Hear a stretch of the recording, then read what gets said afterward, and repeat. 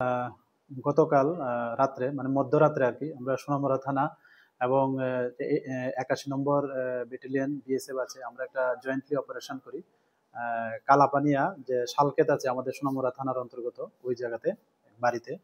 তো এখানে আমাদের সিক্রেট সোর্সের ভিত্তিতে এই যে অভিযানটা করা হয় দিলওয়ার হোসেন এবং মানে ওনার বাড়িতে আর কি। তো আমরা যথারীতি সমস্ত আইনি পদ্ধতি মেনে আমরা ওনার বাড়ি রেড করি এবং ওনার বাড়ি থেকে আমরা 1 গ্রাম গাঁজা ভর্তি মানে ড্রাম উদ্ধার করি, যা ওজন করলে দেখা গেল 30 কেজি 170 গ্রাম। তো আমরা যিনি এটার মানে বাড়ির কর্ণধার দিলওয়ার হোসেন, আমরা ওনাকে ডিটেইন করি এবং আমরা সমস্ত আইনি পদ্ধতি মেনে যা ফর্মালিটিস আছে সবকিছু মেনে আমরা সোনামুড়া থানাতেই আজকে মানে ভোরবেলা ওনার এগেনস্টে একটা মামলা নেওয়া হয় আমাদের সোনামুড়া থানাতে।